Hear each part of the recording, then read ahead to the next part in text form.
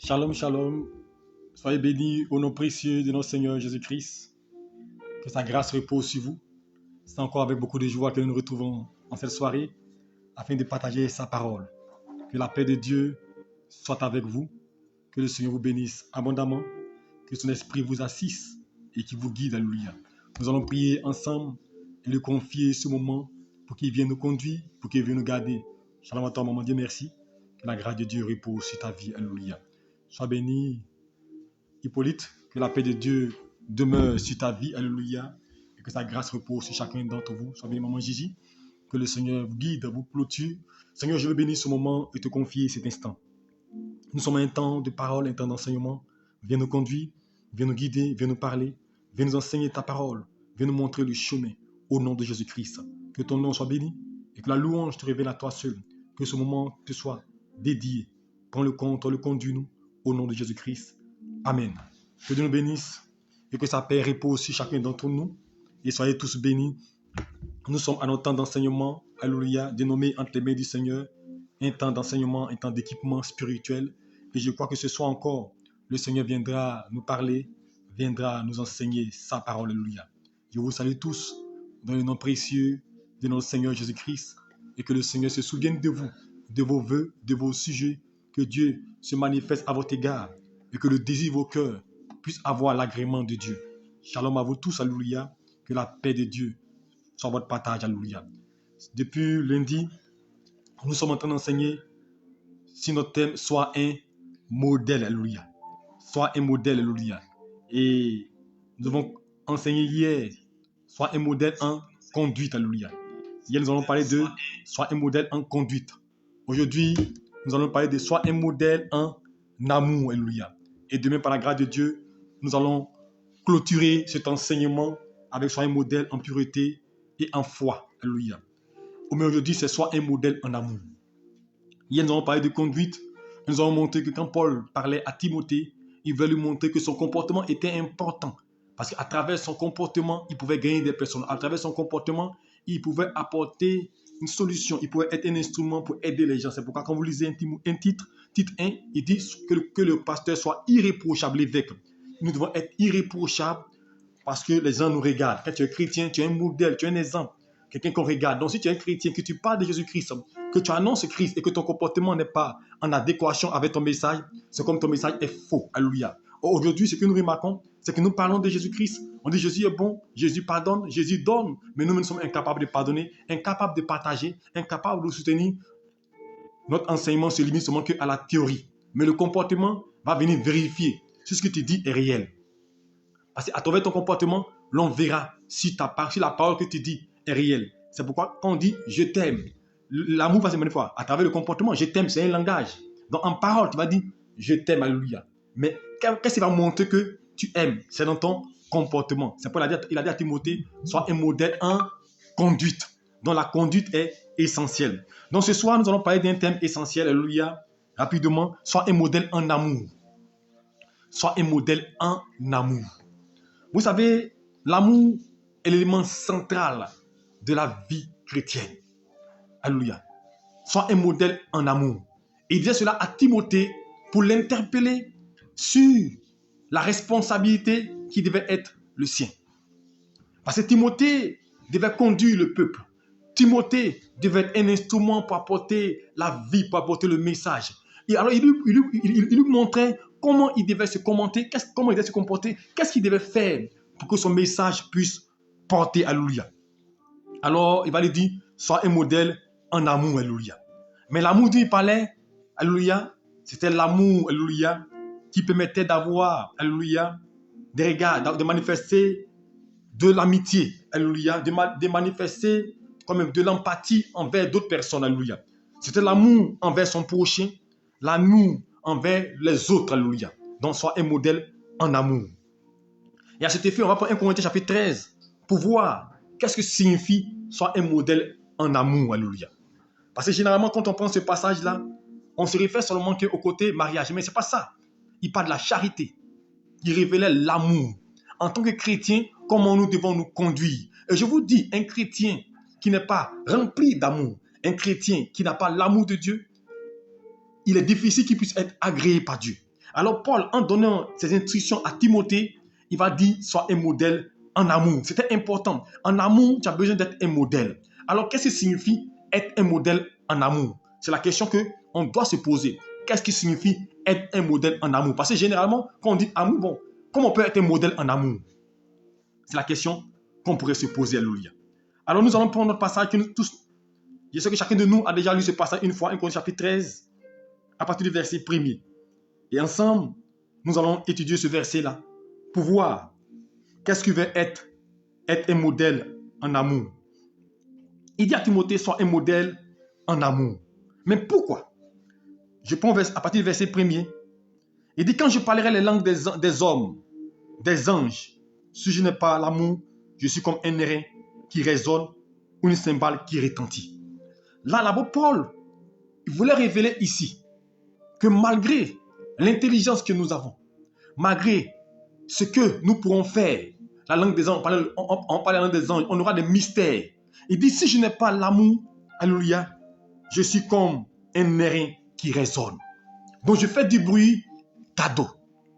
Alléluia. Donc il veut que nos actions soient ponctuées d'amour. Alléluia. Et je continue. Quand j'aurai le don de prophétie, la science de tous les mystères et toute la connaissance, quand j'aurai même toute la foi jusqu'à transporter des montagnes, si je n'ai pas la charité, je ne suis rien. Donc il voulait montrer à Timothée, c'est vrai, tu seras charismatique. C'est vrai, tu seras rempli d'onction. C'est vrai que Dieu va t'utiliser pour guérir, il va t'utiliser pour faire des choses. Mais ce qui est essentiel, si tu n'as pas l'amour, cela ne te servira à rien. Parce que tout ce que nous faisons, c'est en vue d'être agréé par Dieu. C'est en vue d'être cautionné par Dieu. C'est en vue d'être approuvé par Dieu. Donc si nous faisons une chose dont nous n'avons pas l'approbation de Dieu, ça ne sert à rien. Alors il dit, quand j'aurai même le don de prophétie, est-ce que vous comprenez? Donc prophétiser sans amour, il veut dire c'est inutile. Alléluia. Quand j'aurai le don de prophétie, la science de tous les mystères, la science pour révéler les mystères cachés, les mystères de la parole de Dieu, si je n'ai pas l'amour, alléluia, ça ne sert à rien. La foi à transporter les montagnes, la foi à déplacer les montagnes. Quand je déclare Dieu fait, quand j'annonce Dieu accompli, il dit si je n'ai pas l'amour, ça ne sert à rien. Alléluia. Ça ne sert à rien. Et je continue, et quand même je distribuais tous mes biens pour la nourriture aux pauvres, et que je livrais mon corps pour être brûlé, si je n'ai pas l'amour, cela ne me sert à rien. Donc là, d'abord, il va montrer déjà que sans l'amour, toutes nos actions, toute notre conduite ne sert à rien. Donc je veux dire, au début, Paul commence par quoi?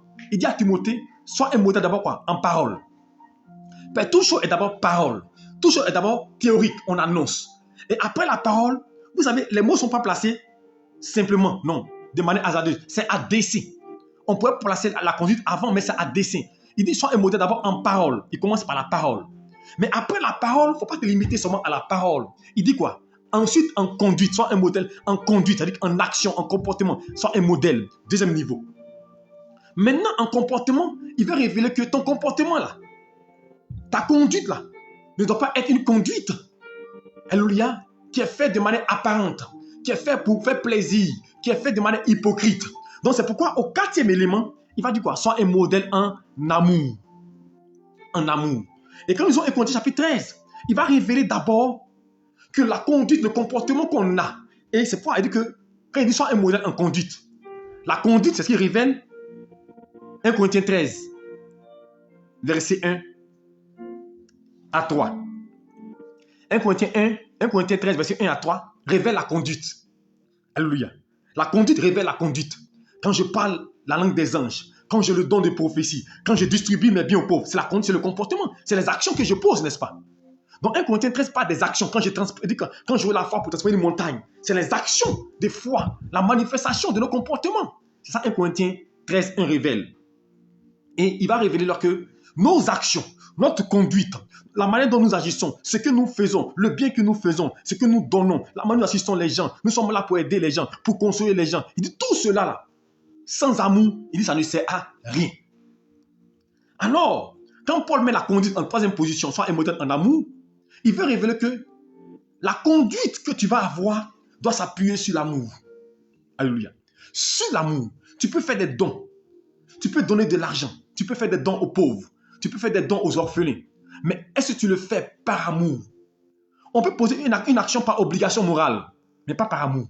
Est-ce que vous comprenez? C'est comme par exemple, je donne un exemple pour comprendre l'obligation morale. Quand par exemple une femme, un monsieur a payé tes cours, il t'a pris, tu étais peut-être en 6e, il a payé tes cours, un monsieur, il a payé tes cours jusqu'en terminale, et tu as eu le bac, et puis il dit il veut t'épouser. Tu l'aimes pas, peut-être tu l'aimes pas, mais à cause du fait que il a payé tes cours, il a été là pour toi, quand tes parents sont décidés à soutenir, tu as dit, j'ai dit oui, pas parce que tu l'aimes, mais par obligation morale, en tenant compte de ce qu'il a fait. Alors je vais dire à quelqu'un, tout ce que tu fais par obligation morale ne sert à rien. Si tu es avec quelqu'un par obligation morale, ça ne sert à rien. Si tu poses une action par obligation morale, ça ne t'apportera rien. Si tu soutiens quelqu'un par obligation morale, ça ne t'apportera rien. Tout ce que tu fais, toute la conduite que tu as, tu dois le faire par amour. L'obligation morale n'apporte pas la grâce. Alors ici, quand Paul dit dans Timothée 4,12 à Timothée, sois un modèle en amour, il veut lui révéler Timothée. C'est vrai. Dans ta conduite, tu vas bien agir. Ta conduite, tu vas aider les gens. Tu vas prêcher l'évangile. Tu vas guérir des gens. Tu vas soutenir des gens. Mais tout ce que tu dois le faire, ça doit te faire par amour, pas par calcul. Parce que souvent, nous posons des actions par calcul. Si je fais ça pour lui, il va faire pour moi. Alléluia. Si je fais telle chose pour moi, il va faire pour moi. Alléluia. Donc, on fait par calcul. Mais il veut dire que de ne rien faire par calcul. C'est pourquoi il dit, quand bien même je distribuais tous mes biens aux pauvres. C'est vraiment qu'il le dit.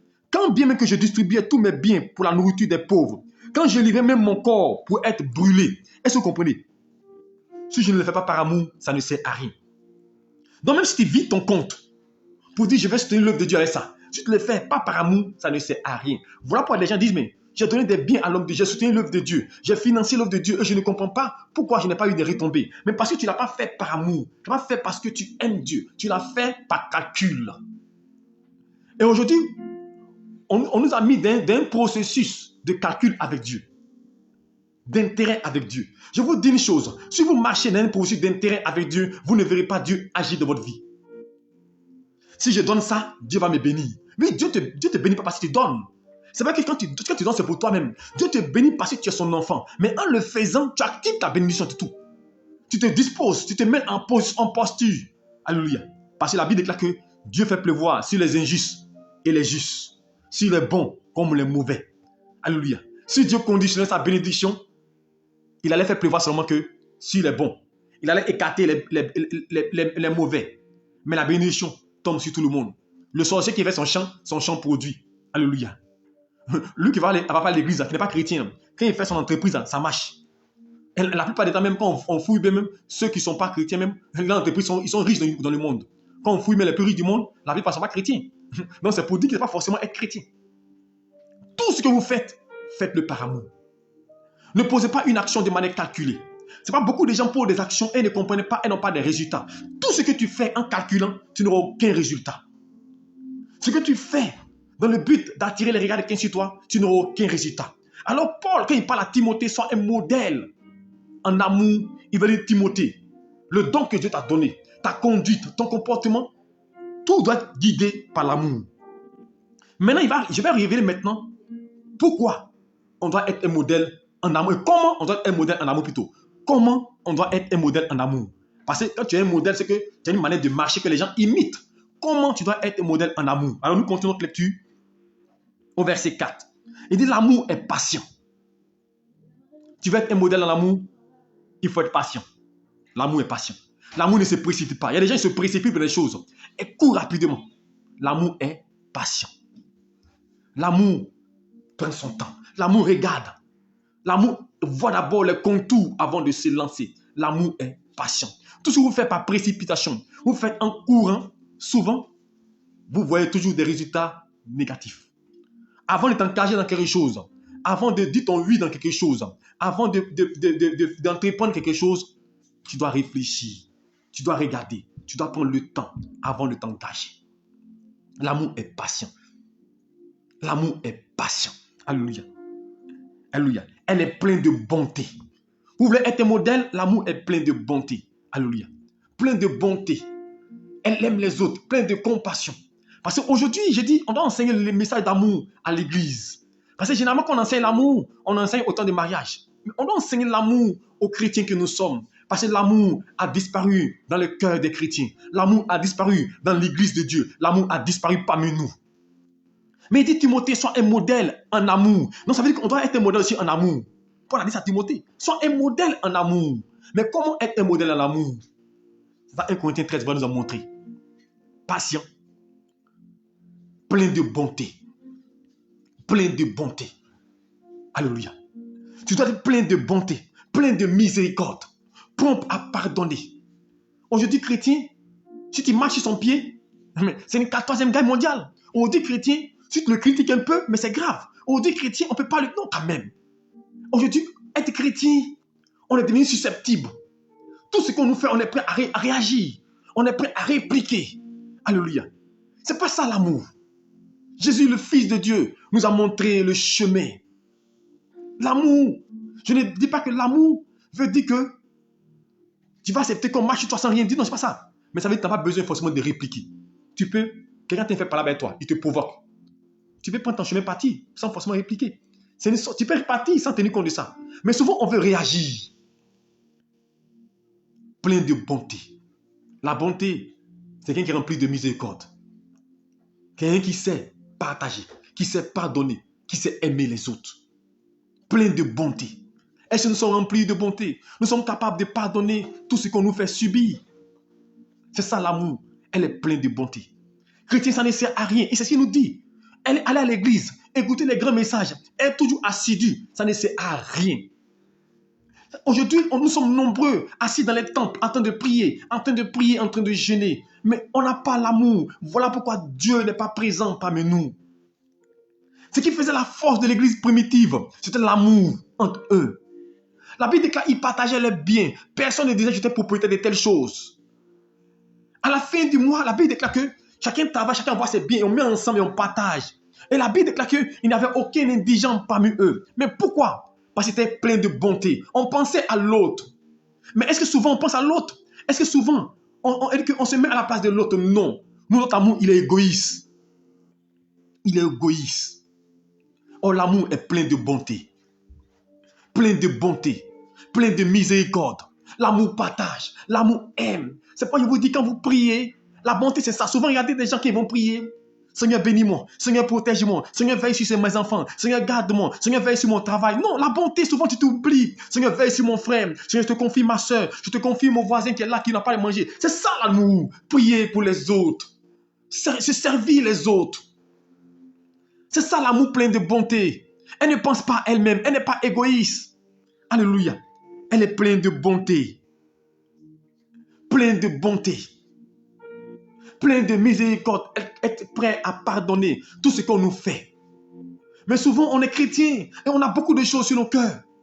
On est chrétien, on garde des choses. Ce qui t'a fait hier, avant-hier, c'est encore sur ton cœur. Non, mon frère, là, il y a 10 ans de cela, il y a 5 ans de cela, il y a semaine. La Bible déclare que si tu te mets en colère, tu peux te mettre en colère. La Bible n'a pas dit que tu peux te mettre en colère.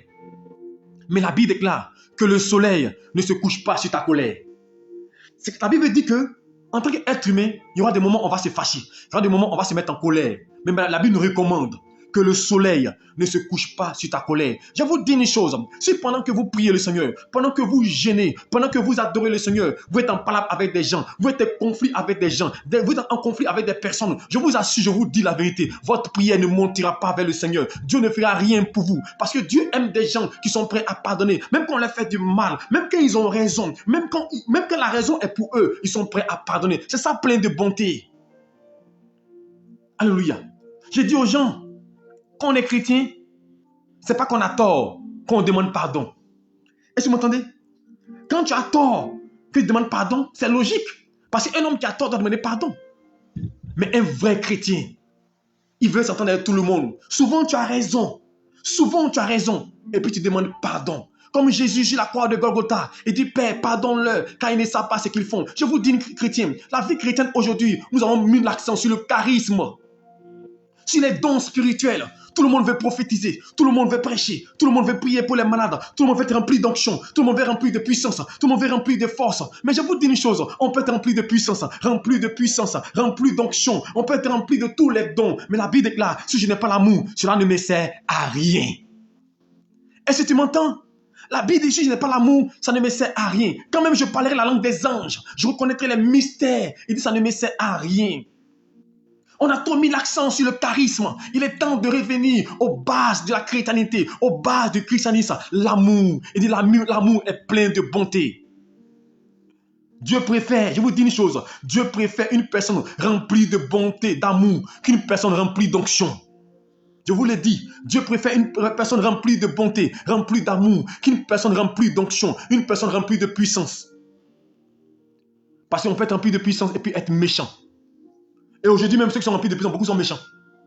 Il finit de prophétiser, mais il est méchant. Il ne partage pas. Il finit de prêcher, celui qui fait parler dans le quartier. Il finit de faire descendre l'onction sur les gens, celui qui fait parler. Dès l'instant, tu vois des gens même, ils viennent à peine de prier, mais après ils sont se placer dans le quartier, sur la route. Des chrétiens, ils viennent à peine de prier, prophétiser. Ils sont de chuter le voisin. Chrétiens, revenons à la base. L'amour doit nous gérer. L'amour est plein de bonté. L'église primitive a réussi. C'est une église pleine d'amour. Aujourd'hui, l'église est devenue un club d'ethnie, des sectes. Chacun a son club, chacun a son ami. C'est pas ça l'église. L'église, c'est la communion fraternelle. Quand on finit le culte, tu dois saluer ton frère. Mon frère, comment tu vas? Tu dois saluer ta soeur, comment tu vas? Est-ce que tu vas bien? Mais aujourd'hui, quand on va à l'église, quand on finit, chacun prend sa Bible, il retourne à la maison. Son voisin met sa peine sur le salut. On voit des gens dans les voitures. Et puis, quand ils sont dans les voitures seuls à l'église, tu viens de prier avec ton voisin, prier des gens. Mais toi, si tu prends ta voiture, tu dépasses tout le monde et tu vas à la maison. C'est pas ça l'amour. Mon frère, si je suis chrétien, que je viens de prier, si je vais dans une direction où les gens vont, je peux les prendre dans ma voiture pour les déposer devant. Mais on finit de prier. C'est pourquoi je vous dis une chose. Dieu veut l'amour. C'est pourquoi la Bible déclare. Quand Jésus-Christ dit, plusieurs vont dire, j'ai prêché en ton nom, j'ai guéri en ton nom. C'est pas seulement les pasteurs, hein, c'est tout le monde. J'ai prêché en ton nom, j'ai guéri en ton nom, j'ai fait des miracles en ton nom, j'ai été charismatique. Il dit, je ne vous connais pas. Parce qu'on a manifesté le charisme sans amour. L'amour te donne d'être approuvé par Dieu. Un homme qui aime, un homme qui est plein de bonté, il est approuvé par Dieu. Je vous assure, un homme qui aime, un homme qui a de l'amour, il est approuvé par Dieu. Alors, est-ce que vous m'entendez? Il est approuvé par Dieu. Alors il dit à Timothée, sois un modèle en amour. Nous devons être des modèles. Quand on voit que tu es plein d'amour, tu partages, tu aimes les gens, tu visites les gens, tu soutiens des gens. Quand un frère a un problème, c'est ton problème. Les gens se réjouissent quand les gens ont des problèmes. C'est bien fait ce qui lui est arrivé. Ils sont chrétiens. Quand on attend qu'un pasteur est tombé, c'est bien fait pour le pasteur là. Quand on attend que la sœur est tombée dans l'église, elle a chuté le frère. Moi, je savais qu'il allait tomber. On est content de ça. Comment on peut être chrétien et puis se réjouir du malheur des autres, se réjouir qu'un frère soit tombé, se réjouir qu'une sœur soit tombée. Non, elle a fait avortement. C'est très bien pour moi, mais j'ai pensé ça. Se réjouir de cela. C'est pas ça l'amour. Quand on aime, qu'on a l'amour de Dieu, qu'on apprend qu'un pasteur a chuté, on a mal au cœur. Qu'on apprend qu'un frère a tombé, on a mal au cœur. Qu'on apprend qu'un frère a commis l'inceste, a commis des choses, on a mal au cœur parce que c'est l'église qui a été frappée. C'est un de nous qui est tombé, c'est un de nous qui a subi. On a mal au cœur. C'est ça l'église. C'est ça l'amour. Qu'on apprend qu'un collègue a eu telle chose, on a mal au cœur. Qu'on apprend qu'un pasteur a été arrêté. Des gens disent c'est bien fait, il a été arrêté, c'est bien pour lui. Non, c'est pas ça. S'il a été arrêté, je dois être rempli de compassion pour lui. L'amour est plein de bonté. Timothée, sois un modèle en amour. Sois un modèle en amour. Ensuite, je continue. L'amour ne se vante pas. L'amour ne s'en fait point d'orgueil. Aujourd'hui, des gens sont des super-héros.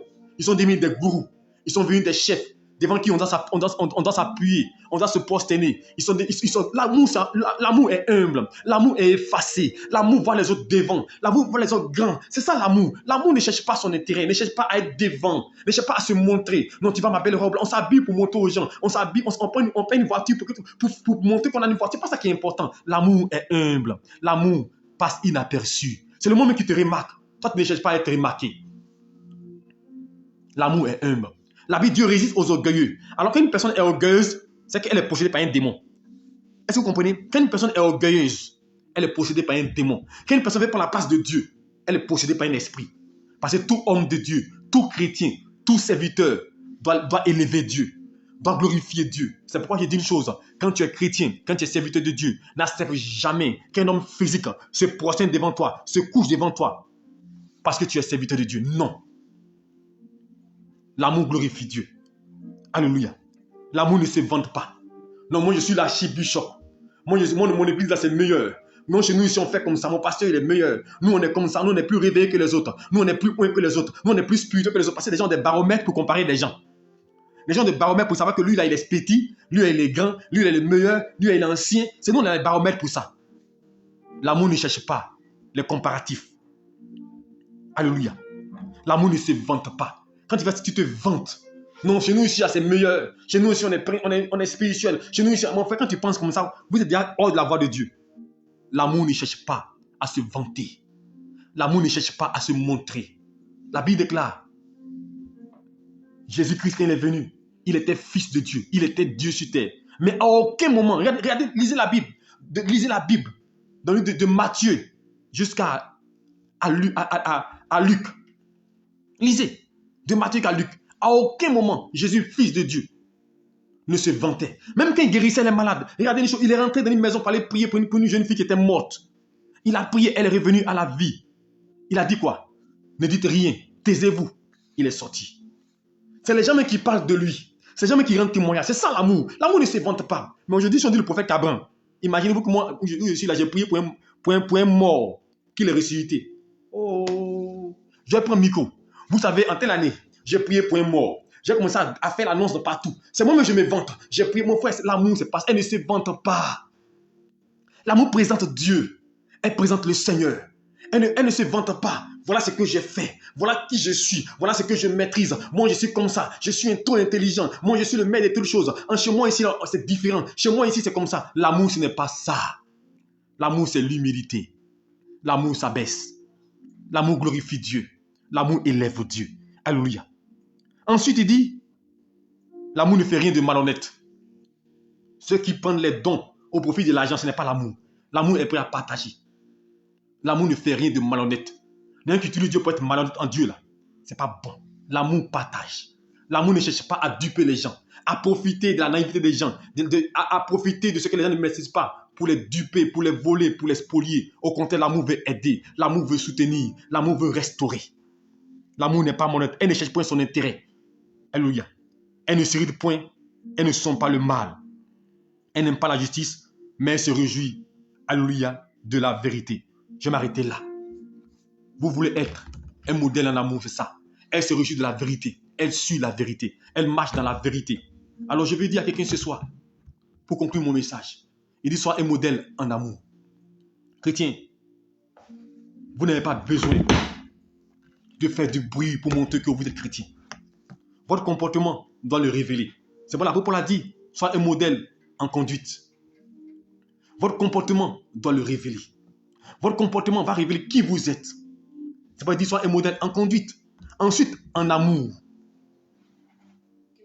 L'amour que tu vas montrer, on va voir Dieu en toi. Mais tu ne peux pas dire que non, tu es enfant de Dieu. Et puis de toi sort la haine, le mépris, la méchanceté. Ce n'est pas logique. Sois un modèle en amour, c'est de donner l'exemple. Donner l'exemple. C'est pourquoi Jésus-Christ a dit, j'étais parmi vous, j'avais faim, vous ne m'avez pas donné à manger. J'avais soif, vous ne m'avez pas donné à boire. J'étais malade, vous ne m'avez pas soigné. J'étais en prison, vous ne m'avez pas visité. Et les gens le posent la question, à quel moment t'avons-nous vu et n'avons pas fait cela? Il dit, quand vous ne l'aurez pas fait pour l'un de mes enfants, sans moins que vous ne l'aurez pas fait. Et il va dire encore, j'avais faim, vous m'avez donné à manger. J'avais soif, vous m'avez donné à boire. J'étais en prison, vous m'avez visité. J'étais malade, vous m'avez soigné. Chaque fois que vous ferez pour l'un de mes enfants, c'est à Dieu que vous l'aurez fait. Alors je vais dire à quelqu'un, chaque fois que tu soutiens quelqu'un, c'est à Dieu que tu le fais. Chaque fois que tu aides quelqu'un, il ne faut pas aider quelqu'un par rapport à lui, aide quelqu'un par rapport à Dieu. Quand tu soutiens une personne, fais-le pour Dieu, pas pour l'homme. Parce que si tu fais quelque chose par rapport aux hommes, le jour où son comportement va changer, tu ne le feras plus. Si tu aides par rapport à un comportement, le jour où la personne va changer, tu ne le feras pas. Tout ce que tu fais, fais-le au nom de l'amour, à cause de Dieu. Toute action que tu poses, fais-le pour glorifier Dieu, fais-le par amour. Sinon, si tu le fais par intérêt, quand la personne va changer, tu ne feras plus rien pour elle. C'est pas beaucoup de gens sont devenus méchantes. Beaucoup de personnes ont changé de comportement, elles sont devenues dures, parce qu'elles ont été déçues, parce qu'elles ont été trahies. Mais je vous dis une chose, tout ce que vous faites là, vous ne l'avez pas fait pour les hommes, vous l'avez fait pour Dieu. La récompense, c'est Dieu qui la donne. Si vous posez une action pour avoir quelque chose en retour des hommes, alors arrêtez de la poser. Si vous soutenez pour avoir un retour, arrêtez de faire quelque chose. Si vous aidez pour avoir un retour, arrêtez de faire, parce que cet acte-là est un acte par intérêt. tout ce que vous faites, faites-le de manière désintéressée. Faites-le par amour. Si vous le faites ainsi, je vous assure, tout ce qu'on fait par amour, avec joie, Dieu nous récompense, Dieu nous aide, Dieu pourvoit, Dieu intervient. Posez des actions par amour. Soyez un modèle en amour. L'amour sauve des gens. L'amour délivre des gens. C'est pourquoi la Bible déclare, Dieu nous a commencé par nous montrer le chemin. Il a été le premier.